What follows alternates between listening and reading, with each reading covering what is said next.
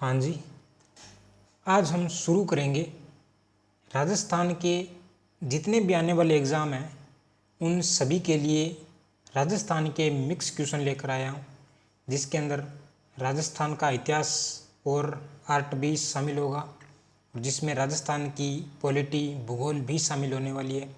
और इसका नाम हमने दिया है A to Z सीरीज़, यानी इसके अंदर मिक्स क्वेश्चन होंगे। और दोस्तों, एक क्वेश्चन के साथ है वो अदर व्याख्या भी की जाएगी, यानी एक क्वेश्चन के साथ आपको 3-4 क्वेश्चन और भी देखने को मिलेंगे। तो चलिए शुरू करते हैं दोस्तों। आज का पहला क्वेश्चन है कि लोहे खनिज की दृष्टि से राजस्थान का कौन सा स्थान आता है। लोहे खनिज की बात करें तो लोहे खनिज की दृष्टि से राजस्थान का कौन सा स्थान है। लोहे खनिज में राजस्थान का कौन सा स्थान आता है। चलिए 1 मिनट, पेन सेट कर लेता हूं मैं। हाँ जी, पहला क्वेश्चन है हमारा कि लोहे खनिज की दृष्टि से राजस्थान का कौन सा स्थान आता है। प्रथम स्थान है, सेकंड स्थान है, या फिर तृतीय स्थान है, या चतुर्थ स्थान है। दोस्तों, राजस्थान में बात करें तो लोहे खनिज की दृष्टि से राजस्थान का कौन सा स्थान आता है भारत के अंदर, तो हम बात करेंगे प्रथम स्थान की। अगर बात की जाए तो प्रथम स्थान किसका है। प्रथम स्थान है वो उड़ीसा का हो जाता है। प्रथम स्थान उड़ीसा का है। द्वितीय स्थान की बात करें तो इसके अंदर द्वितीय स्थान है किसका हो जाएगा, छत्तीसगढ़ का। छत्तीसगढ़ का है वो द्वितीय स्थान आता है। और तृतीय स्थान है कर्नाटक का।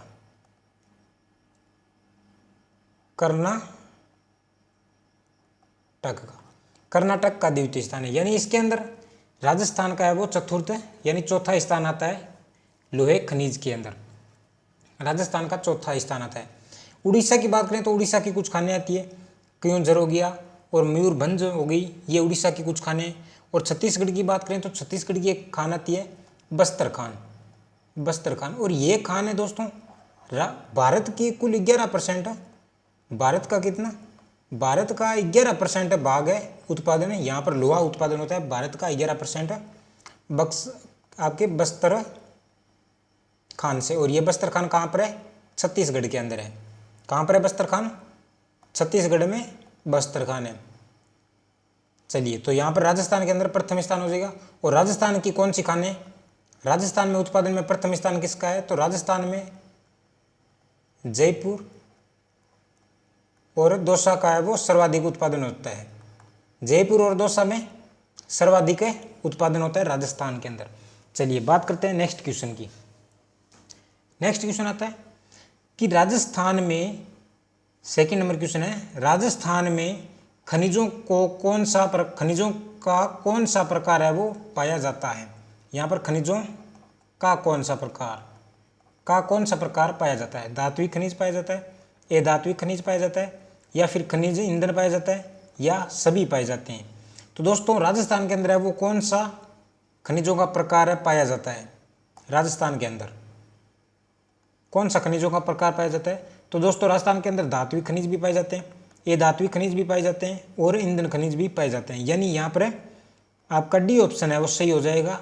सभी प्रकार के खनिज और राजस्थान के अंदर पाए जाते हैं। चलिए क्वेश्चन नंबर है 3 नंबर क्वेश्चन है कि निम्न में से या निम्न में किस खनिज पर राजस्थान का एकाधिकार है। दोस्तों, राजस्थान का एकाधिकार है वो किस खनिज पर है।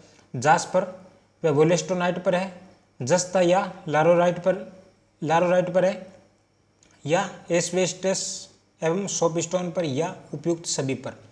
इनमें से किन पर है वो राजस्थान का एकाधिकार रहता है। दोस्तों, राजस्थान का एकाधिकार रहता है इनमें से कौन सी खनिज पर, तो यहाँ पर भी डी ऑप्शन हो जाएगा। इन सभी के अंदर राजस्थान का एकाधिकार है। चलिए नेक्स्ट क्वेश्चन नंबर 4 है। क्वेश्चन नंबर 4 है कि राजस्थान के किस बेसिन में बीहड़ पाया जाता है। दोस्तों, राजस्थान के किस बेसिन के अंदर है वो बीहड़ मिलते हैं। बनास बेसिन के अंदर मिलता है, या फिर लूनी बेसिन में मिलता है, या माही बेसिन में, या फिर चंबल बेसिन में। किस बेसिन के अंदर है वो बीहड़ मिलता है। दोस्तों, अगर बीहड़ की बात करें तो भीड़ वाला, सर्वाधिक भीड़ वाला जिला कौन सा हो जाएगा? तो सर्वाधिक भीड़ वाला जिला है वो धौलपुर जिला हो जाएगा। कौन सा जिला है? धौलपुर है वो, जहाँ पर सर्वाधिक भीड़ पाया जाता है दोस्तों। और अगर नदी बेसिन की बात करें तो वो चंबल के अंदर है, वो सर्वाधिक भीड़ मिलता है दोस्तों। किसके अंदर है? चंबल के अंदर। तो यहाँ पर डी ऑप्शन है, बिल्कुल राइट हो जाएगा, चंबल के अंदर है सर्वाधिक भीड़ मिलता है। चलिए क्वेश्चन नंबर है 5। क्वेश्चन नंबर 5 है कि चंबल नदी राजस्थान में कहाँ से प्रवेश करती है दोस्तों? 84गढ़ से प्रवेश करती है, बेणेश्वर से प्रवेश करती है, या गोगुंदा से प्रवेश करती है, या मंडलगढ़ से प्रवेश करती है। चंबल नदी की दोस्तों बात करें तो चंबल नदी को क्या कहते हैं? राजस्थान की क्या कहते हैं? राजस्थान की चंबल नदी को राजस्थान की कामधेनु कहते हैं। कौन सी धेनु कहते हैं? कामधेनु कहते हैं। और दोस्तों राजस्थान की कामधेनु और किसको कहते हैं? और राजस्थान की कामधेनु और राठी गाय को भी कहते हैं। राठी जो गाय होती है, राठी गाय की नस्ल है, उसको भी क्या कहते हैं? राजस्थान की कामधेनु कहते हैं। और इसी को क्या कहते हैं? इसी को आपके क्या कहते हैं? चरणवती नदी भी कहते हैं। कौन सी कहते हैं? चरणवती नदी भी कहा जाता है। किसको? चंबल नदी को। चंबल नदी को चरणवती नदी, मैं यहाँ लिख देता हूँ, चरणवती नदी। इसी को क्या कहते हैं? नित्य वाहिनी भी कहते हैं। इसी को नित्य वाहिनी भी कहते हैं। ये इसके चंबल नदी के उपनाम हो जाएंगे दोस्तों। अगर चंबल नदी की बात की जाए तो चंबल नदी की है वो लंबाई कितनी है? चंबल नदी की राजस्थान प्लस मध्य प्रदेश के साथ, राजस्थान प्लस एमपी के साथ है वो अंतर्राज्यीय सीमा बनाती है। ये कितनी बनाती है? 252 किलोमीटर। 252 किलोमीटर ये क्या बनाती है? अंतर्राज्यीय सीमा बनाती है। अंतर्राज्यीय सीमा बनाती है। अंतर्राज्यीय सीमा बनाती है कौन सी? चंबल नदी, राजस्थान प्लस मध्य प्रदेश के साथ। अगर बात की जाए इसका प्रवेश स्थान, आपके उद्गम स्थान की बात की जाए तो उद्गम स्थान इसका है मध्य प्रदेश से होता है। मध्य प्रदेश से इसका उद्गम होता है। और ये इटावा के अंदर, कहाँ पर है? इटावा आगरा के अंदर है। आगरा में ये किस में मिल जाती है? यमुना नदी में मिल जाती है।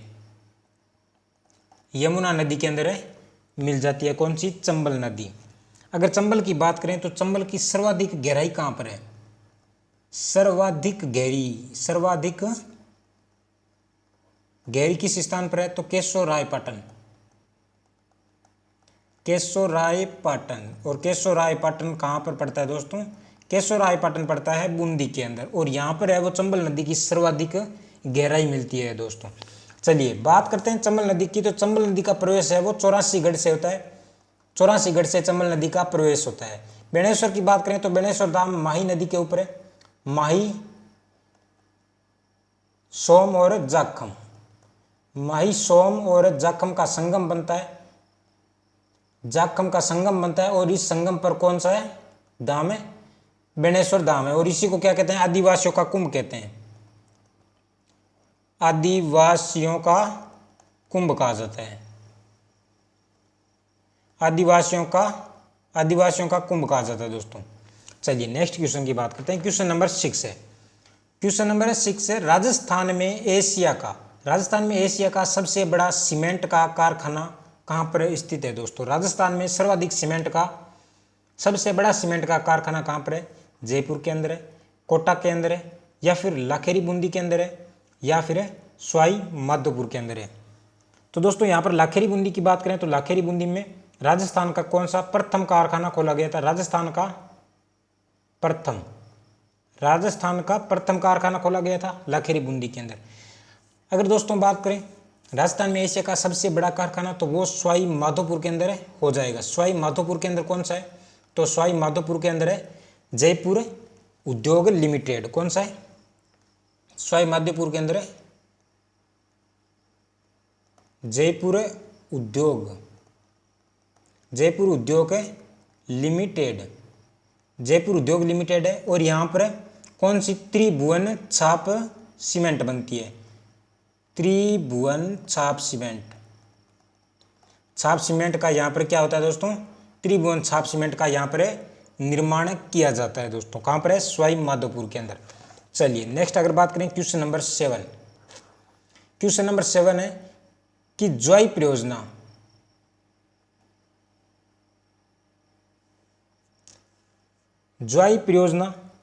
क्वेश्चन नंबर 7 है ज्वाई परियोजना से लाभान्वित नहीं होने वाला जिला कौन सा है। ज्वाई परियोजना से लाभान्वित नहीं होने वाला जिला कौन सा है। सिरोही हो जाएगा, या उदयपुर है, या राजसमंद है, या फिर है बाड़मेर है। इनमें से कौन सा है वो आपके ज्वाई परियोजना से लाभान्वित नहीं होता है। तो यहाँ पर डी ऑप्शन है राइट हो जाएगा आपका बाड़मेर। और बाड़मेर है वो किससे आपके प्रवाही परियोजना से लाभान्वित नहीं होता है, तो ज्वाई परियोजना से लाभान्वित नहीं होता है। चलिए 8 नंबर क्वेश्चन है चिरवा शिलालेख। कौन सा शिलालेख? चिरवा शिलालेख। चलिए अगर चिरवा शिलालेख की बात करें तो इसमें किसकी जानकारी मिलती है दोस्तों। चिरवा शिलालेख के अंदर है किसकी जानकारी मिलती है, किसकी जानकारी मिलती है चिरवा शिलालेख के अंदर। क्या इसमें गुहिल वंशीय शासकों की जानकारी मिलती है, उपलब्धियों की जानकारी मिलती है, या पशुपात योग्यों एवं एकलिंग मंदिर की जानकारी मिलती है, या चित्रगच्छ के जैन आचार्य की मिलती है, या फिर इन सभी की मिलती है जानकारी चिरवा शिलालेख के अंदर। अगर चिरवा शिलालेख की बात करें तो ये कब का है, ये 1273 ईस्वी का है, 1273 ईस्वी का है। और इसकी स्थापना की अगर बात की जाए तो स्थापना इसकी किस रचना की बात करें तो रचना इसकी किसने की रचना, तो इसकी रचना है वो रतन प्रभ सूरी नामक एक व्यक्ति था। रतन क्या नाम है,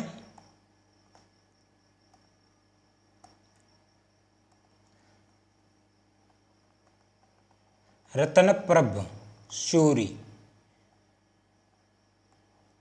और इसके द्वारा यहाँ पर रचना की गई थी। और ये कहाँ पर है, चिरवा का जो शिलालेख है वो उदयपुर के अंदर है। कहाँ पर है, उदयपुर के अंदर। उदयपुर के अंदर एक मंदिर में लगा हुआ है चिरवा का शिलालेख, जिसकी रचना की गई है रतन प्रभ सूरी के द्वारा। और इसको उत्कीर्ण किसने करवाया, उत्कीर्ण किसने करवाया इसका, तो वो व्यक्ति थे कैली सिंह। कौन से सिंह थे, कैली सिंह। और इसके अंदर हमें जानकारी मिलती है किसकी, गुहिल वंशीय शासकों की उपलब्धियों की जानकारी मिलती है किसके अंदर है, चिरवा शिलालेख के अंदर। चलिए नेक्स्ट अगर बात करें 9 नंबर क्वेश्चन है, क्वेश्चन नंबर 9 है हल्दी घाटी के युद्ध का वर्णन मिलता है। हल्दी घाटी युद्ध का वर्णन है वो किस शिलालेख या प्रशस्ति के अंदर मिलता है हमें।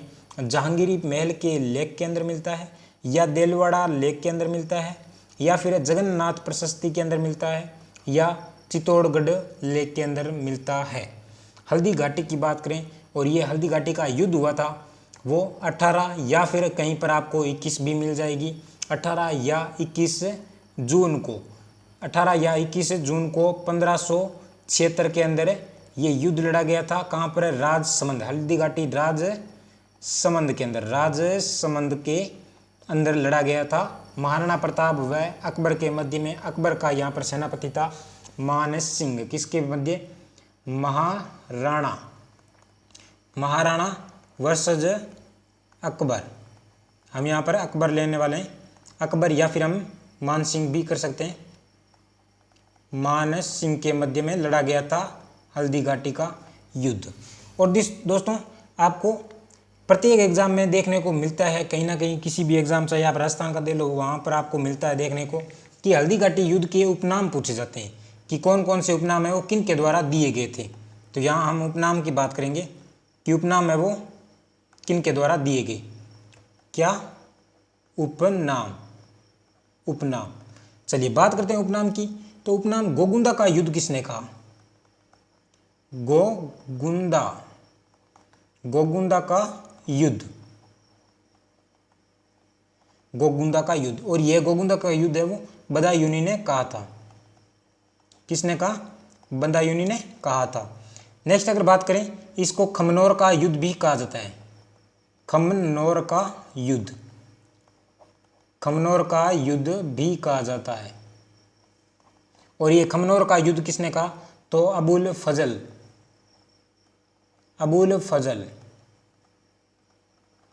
फजल ने इसको क्या कहा, खमनोर का युद्ध का। मेवाड़ की थर्मोपली, मेवाड़ मेवाड़ की थर्मोपली। मेवाड़ की थर्मोपली किसने कहा? तो कर्नल जेम्स टोड। कौन? Colonel James Tod. James Tod. James Tod ने क्या कहा? मेवाड़ की थर्मोपली कहा था। चलिए नेक्स्ट अगर बात करें, बादशाहबाग का युद्ध किसने कहा? बादशाहबाग का युद्ध, बादशाह बाग का युद्ध, बाग का युद्ध, और ये किसने कहा था? लाल श्रीवास्तव ने। लाल श्रीवास्तव। श्रीवास्तव ने क्या कहा था? बादशाहबाग का युद्ध कहा था। और इसी को रक्त तलाई का युद्ध भी कहा जाता है। क्या कहा जाता है? रक्त तलाई।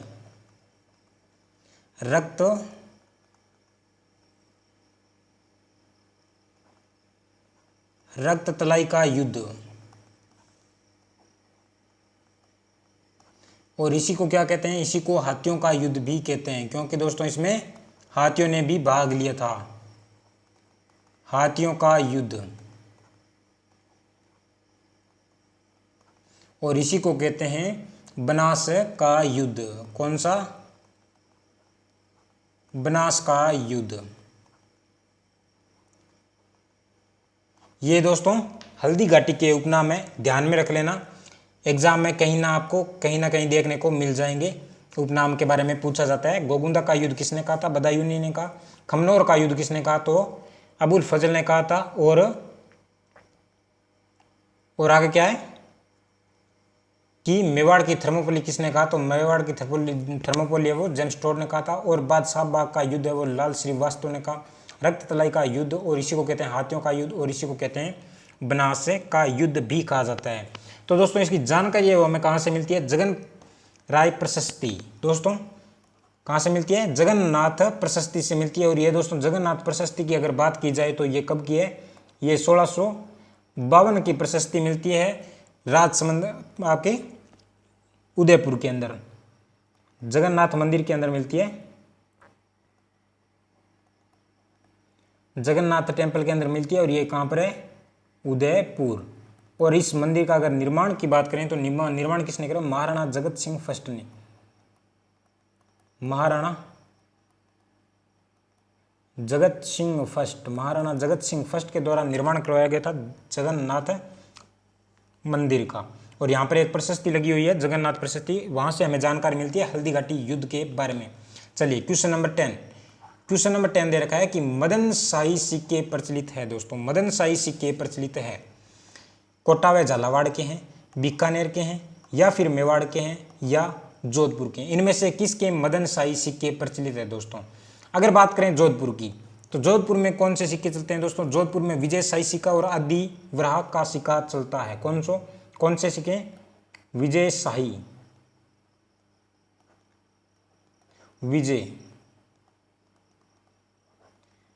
शाही और आदि वराह के सिक्के चलते हैं।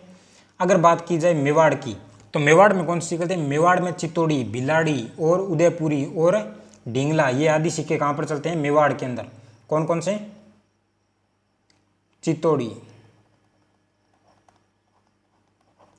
चित्तौड़ी, भिलाड़ी और उदयपुरी,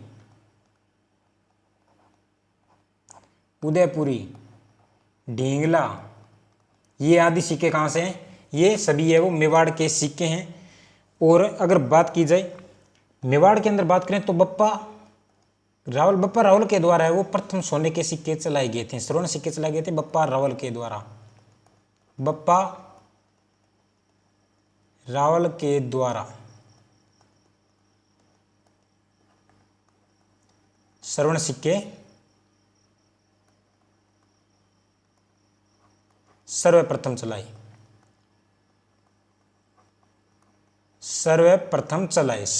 सिक्के चलाए थे मेवाड़ के अंदर। और अगर बीकानेर की बात करें तो बीकानेर में कौन से सिक्के हैं?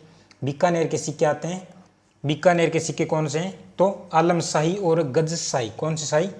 एक तो आलम, आलम शाही, और एक आता है गज शाही। ये सिक्के कहाँ पर है? आलम शाही और गज शाही, ये सिक्के बीकानेर के सिक्के हैं। और मदन शाही की बात करें तो ये कहाँ का हो जाएगा सिक्का?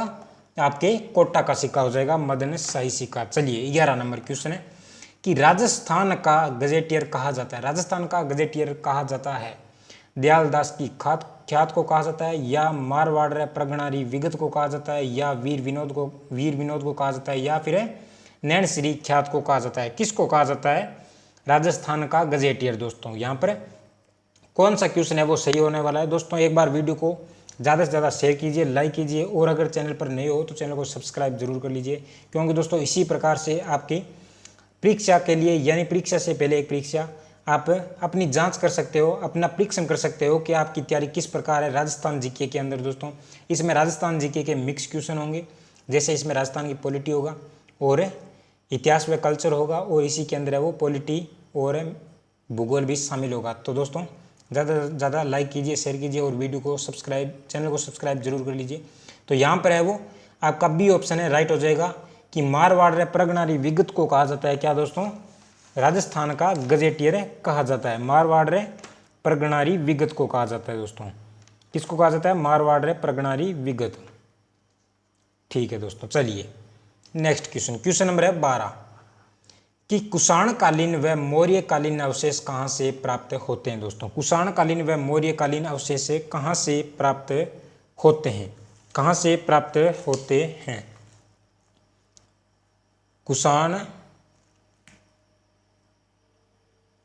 कुषाणकालीन व मौर्यकालीन अवशेष कहाँ से प्राप्त होते हैं?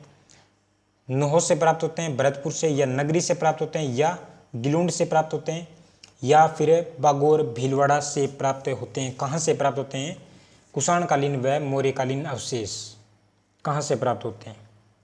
तो यहाँ पर दोस्तों ए ऑप्शन राइट हो जाएगा, नोह भरतपुर से वो प्राप्त होते हैं कुषाणकालीन। और नोह भरतपुर की अगर सभ्यता की बात करें तो इसका उत्खनन की अगर बात करें तो उत्खनन कब किया गया था? उत्खनन है वो 1963 से लेकर 64 तक यहाँ पर उत्खनन हुआ था। किसके नेतृत्व में? रतन चंद्र अग्रवाल। कौन है? रतन चंद्र अग्रवाल के निर्देशन में, रतन चंद्र अग्रवाल के निर्देशन में यहाँ पर उत्खनन किया गया था नोह भरतपुर के अंदर, जहाँ पर कुषाणकालीन व मौर्यकालीन अवशेष प्राप्त होते हैं। चलिए क्वेश्चन नंबर 13 आता है कि जलते हुए चावल के साक्ष्य किस सभ्यता से प्राप्त होते हैं? जलते हुए चावल के साक्ष्य कहाँ से प्राप्त होते हैं? जलते हुए चावल के साक्ष्य,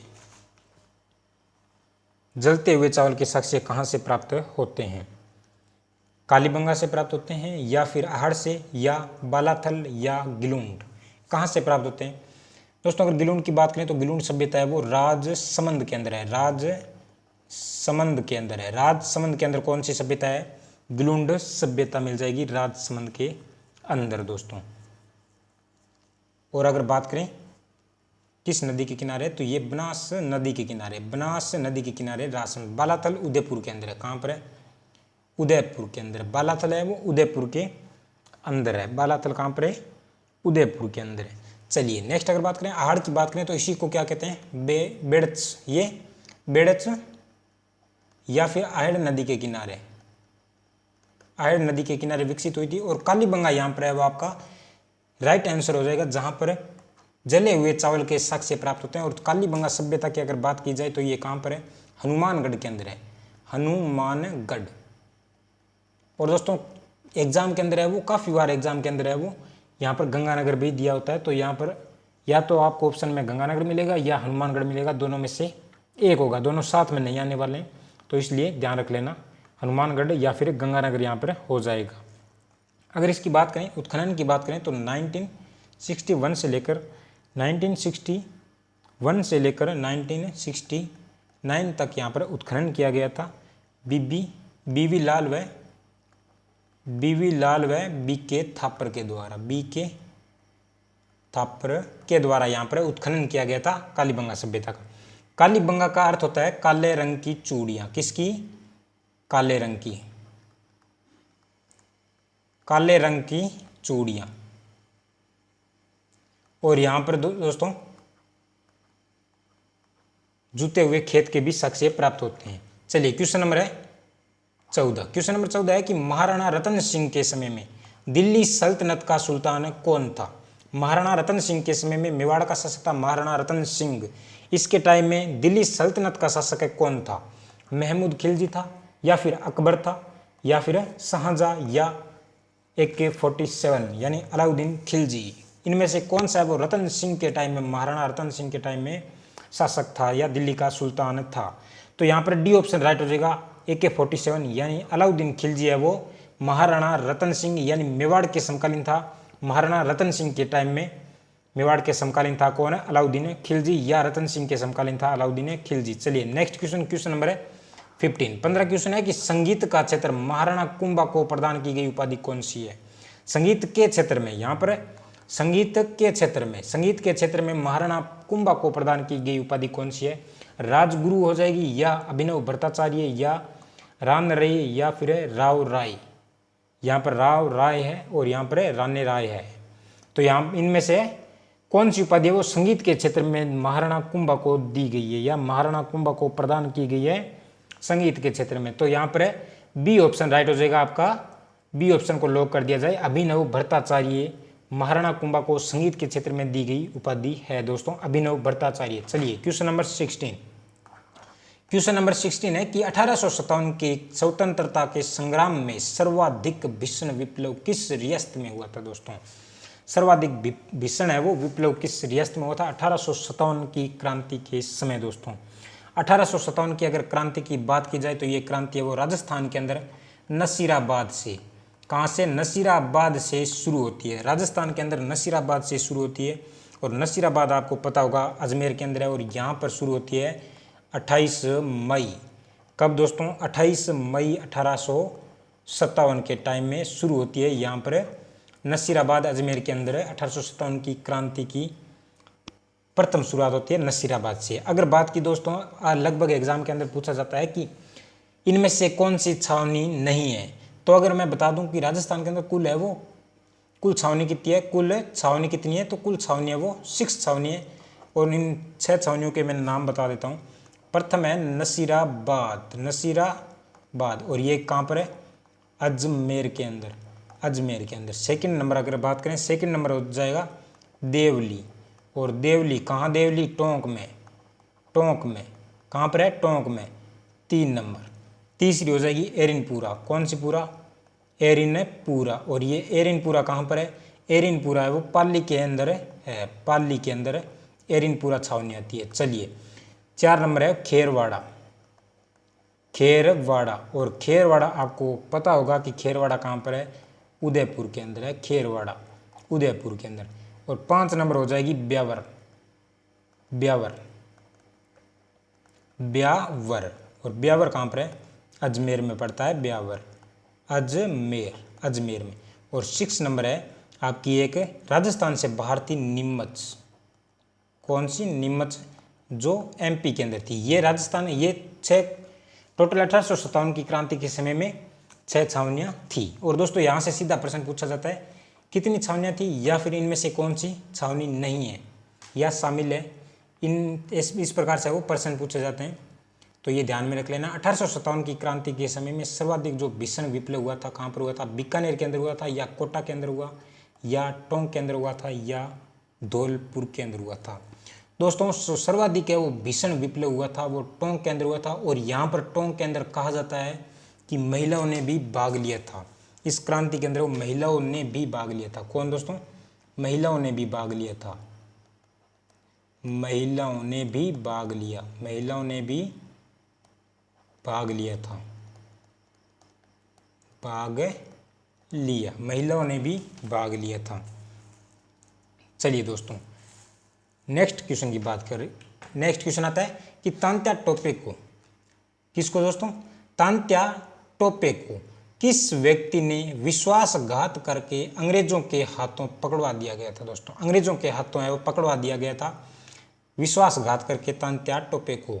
कुशाल सिंह हो जाएगा, यहाँ पर कुशाल सिंह हो जाएगा, या फिर नरवर के जागीरदार मान सिंह हो जाएगा, या सलूम्बर के केसरी सिंह, या फिर मोहम्मद अली बेग। इनमें से किसके द्वारा वो तांत्या टोपे को विश्वासघात करके पकड़वा दिया गया था? तांत्या टोपे की अगर बात करें तो तांत्या टोपे वो भारत के अंदर, राजस्थान के अंदर 2 बार आया था। प्रथम बार है वो राजस्थान के अंदर आया था 8 अगस्त 1858 के अंदर। 8 अगस्त 1858 में, 8 अगस्त 1858 में प्रथम बार राजस्थान के अंदर मांडलगढ़ के अंदर आया था। कौन से गढ़ में आया था? मांडलगढ़ में। मांडलगढ़ में आया था राजस्थान के अंदर प्रथम बार तांत्या टोपे। सेकंड बार की बात करें, सेकंड बार कहाँ पर आया था? तो सेकंड बार है वो दिसंबर के अंदर आया था। दिसंबर 1858 के अंदर आया था। कहाँ पर आया था? तो ये बांसवाड़ा के अंदर आया था। बांसवाड़ा के अंदर आया था। दोस्तों जैसलमेर एक ऐसी रियासत थी, कौन सी मेर? जैसलमेर, जहाँ पर तांत्या टोपे नहीं पहुँचा था। बाकी सभी रियासतों के अंदर तांत्या टोपे घूमा था, यानी तांत्या टोपे वो गया था वहाँ पर सभी रियासतों के अंदर। लेकिन यहाँ पर किसके द्वारा विश्वासघात करके है वो पकड़वा दिया गया था? अंग्रेजों के हाथे। तो इन्हीं का एक मित्र था जो जागीर नरवर के कौन थे? नरवर के जागीरदार थे मान सिंह के द्वारा है वो विश्वासघात करके इनको पकड़वा दिया गया था। तो चलिए दोस्तों नेक्स्ट की अगर बात करें, क्वेश्चन नंबर है वो 18। क्वेश्चन नंबर 18 आता है कि राज्यपाल की नियुक्ति में कौन सी योग्यता आवश्यक नहीं है? दोस्तों राज्यपाल की नियुक्ति में कौन सी योग्यता है वो आवश्यक नहीं है? राज्यपाल की नियुक्ति में उस राज्य का नागरिक हो, भारत का नागरिक हो, या फिर 35 वर्ष की आयु पूर्ण कर चुका हो, या संसद के किसी भी सदन का सदस्य न हो। अगर राज्यपाल की बात की जाए दोस्तों, राज्यपाल की नियुक्ति है वो आर्टिकल 155 के तहत होती है। और कौन करता है? राष्ट्रपति के द्वारा की जाती है। राष्ट्रपति के द्वारा की जाती है दोस्तों राज्यपाल की नियुक्ति की जाती है। आर्टिकल 155 के तहत नियुक्ति की जाती है राज्यपाल की। राज्यपाल दोस्तों अगर बात करें राज्यपाल की,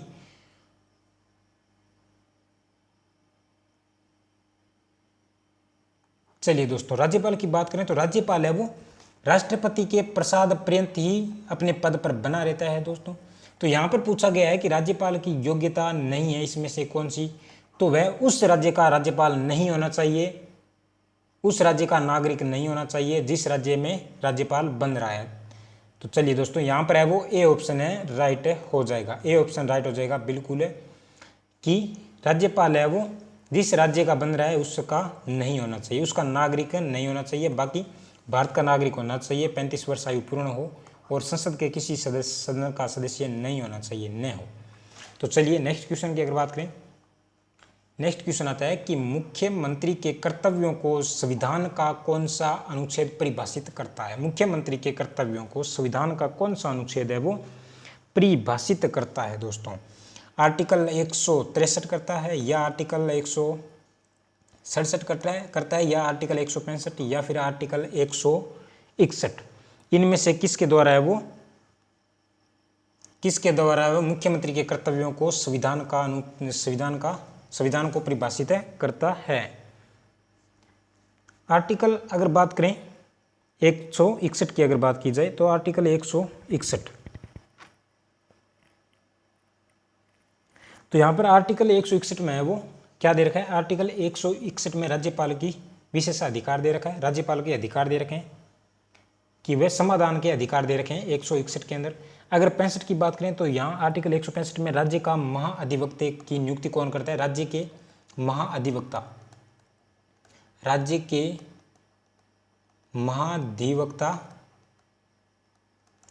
की नियुक्ति आर्टिकल 165 के तहत की जाती है।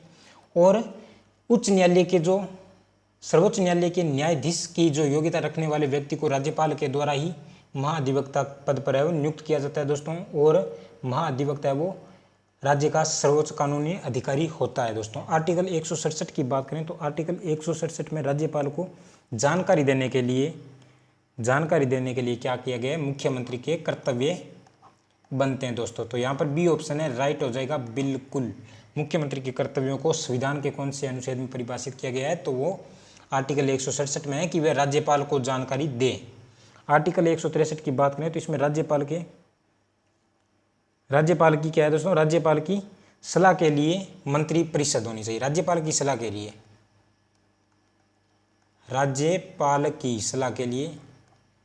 को सलाह देने के लिए या सहायता के लिए राज्यपाल को सलाह करे, सलाह व सहायता के लिए मंत्रिपरिषद। परिषद की जानकारी कहाँ पर मिलती है? मंत्रिपरिषद की जानकारी आर्टिकल 163 के अंदर मिलती है। चलिए नेक्स्ट क्वेश्चन है 20 नंबर, आज का लास्ट क्वेश्चन। आपातकाल में राज्य विधानसभा का कार्यकाल बढ़ाया जा सकता है संसद के द्वारा, राष्ट्रपति के द्वारा, या राज्यपाल के द्वारा, या फिर प्रधानमंत्री के द्वारा। किन के द्वारा है वो आपातकाल के टाइम में विधानसभा का कार्यकाल बढ़ाया जा सकता है? संसद के द्वारा, राष्ट्रपति के द्वारा, या राज्यपाल, या प्रधानमंत्री। इनमें से कौन सा ऑप्शन है राइट है दोस्तों? आज का लास्ट क्वेश्चन है। और इसी प्रकार से हम डेली क्वेश्चन करेंगे दोस्तों, मिक्स क्वेश्चन लेकर आऊँगा मैं, और आप सपोर्ट जरूर करना। ये जो आने वाली एग्ज़ाम है जैसे रीट हो गया और LDC, SI आदि एग्ज़ाम के अंदर है वो आपका सहयोग जरूर करेगी। ये क्वेश्चन है वो आपको हेल्प मिलेंगी इन क्वेश्चनों से। तो चलिए दोस्तों, यहाँ पर हो जाएगा ए ऑप्शन बिल्कुल राइट हो जाएगा। संसद के द्वारा है वो आपातकाल के टाइम में विधानसभा का कार्यकाल है वो बढ़ाया जा सकता है। विधानसभा का कार्यकाल बढ़ाया जा सकता है संसद के द्वारा। तो चलिए दोस्तों, मिलते हैं नेक्स्ट वीडियो के अंदर।